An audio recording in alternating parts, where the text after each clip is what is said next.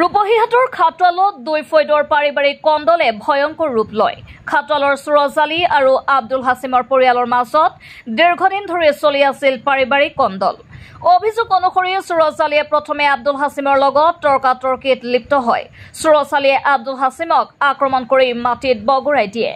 লগে লগে আব্দুল হাছিমৰ মৃত্যু ঘটে। ঘটনাস্থলীত ৰূপহীহাট আৰক্ষী উপস্থিত হৈ সুৰজ আলীক আটক কৰি তদন্ত আৰম্ভ কৰিছে।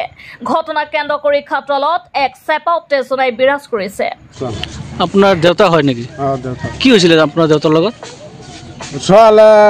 আংগবাদ গেছে, আমি তো তাই না বেলেখানো থাকি হেন্দিকা আংগবাদ গেছে, হেন্দিকা খাওয়া লাগা পঞ্চায়েতে গেছে, পঞ্চায়েতে যে অরুণোদয়ের ফর্ম জমা দিছে, ফর্ম জমা দিয়ে বাইতে হারিয়া গাগুসুল দিছে, গাগুসুল দিয়ে নষ্ট করে আইয়া বাড়িতে আসে লাইনে ডিস্টার্ব করতেছে, এরকম গরম তো সড়ক বাজায় হারিয়া একজন গেটের সামনে বইছে হেনু যাইতে হারিয়া যে তারা দুই শুরু যায় চাফাচাফি করছে, চাফাচাফি করে হারিয়া দা মারে ফালাই দিতে হারিয়া মরে গেছে।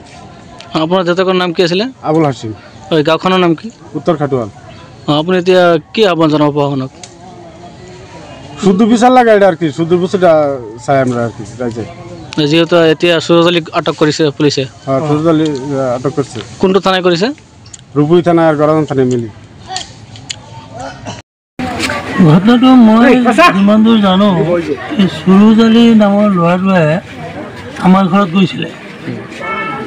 মই কেই সংক্ৰান্তত কথা পাতিব মানে আপোনাৰ ওচৰত গৈছিলে? হয়, মোৰ ওচৰত নহয়, মোৰ ল'ৰাটোৰ ওচৰত গৈছিলে। মই ভাত খাব পাৰিছিলোঁ, দেখিছোঁ যে সি ঘৰত কথা পাতি আছে। তাৰপিছত মই গৈ পেলাই ক'লো, এই তই নিজৰ মানুহৰ ওপৰত মিছামিছি কেছ কৰি তিনিটা ল'ৰাক জেলত ভৰাই থৈছ, আকৌ আমাৰ ঘৰত আহিছ আমাক ফচাবৰ কাৰণে। যা এইবিলাক কেছ আমি নাজানো, নকওঁ যা। সি তাৰ পৰা ওলাই আহি পেলাই ইয়াত মানে কিবা তৰ্কাতৰ্কি কৰিছে।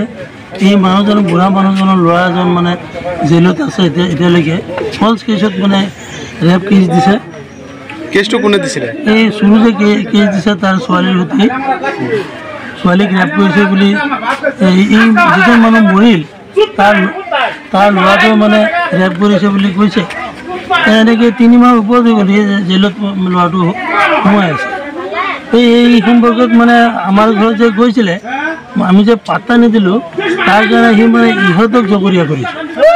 ইহঁতক জগৰীয়া কৰি ইহঁতক কি কেচকাল হৈছে মই গম নাপাওঁ। আজি কি হৈছে?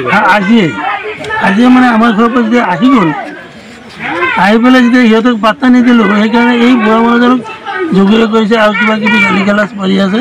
মই তেনেকৈ শুনা নাই, বেলেগ মানুহৰ পৰা শুনিছোঁ। মই কামত আছিলোঁ, মোৰ ওচৰত মানে যাব লাগিছিলে মানুহজন। তেতিয়া কোনোবাই বোলে ঠেলা মাৰিছে, হেঁচা মাৰিছে। আপুনি দেখিছেনে? মই দেখা নাপাওঁ। তাৰপিছত মানুহজনে মই কাম কৰি থকা অৱস্থাত পাছফালে চাই দেখি মানুহজন পৰি আছে। সিহঁতে গুচিয়ে গ'ল। মই দৌৰা-দৌৰি ওচৰত গৈছোঁ, মূৰত পানী চানি দিছোঁ, মানুহক মাতিছোঁ, মানুহ আহিছে। এইটোৱে হ'ল। তাৰ নাম কি যিজনী মৰিছে? তাৰ নাম আব্দুল হাছিম। যোনে মাৰিছে? যিজনে কোনে মাৰিছে মইতো তেনেকৈ নাজানো, কিন্তু শুনিছোঁ সুৰজ আলী আৰু সুৰজ আলী। এই গাঁওখনৰ নাম কি? গাঁওখনৰ নাম উত্তৰ খাটুৱাল। মানে সিহঁতৰ পূৰ্বৰ পৰাই আকাশ আছিলে? হয়। আপোনাৰ নাম? মোৰ নাম আব্দুল কুদ্দুছ চৌধুৰী।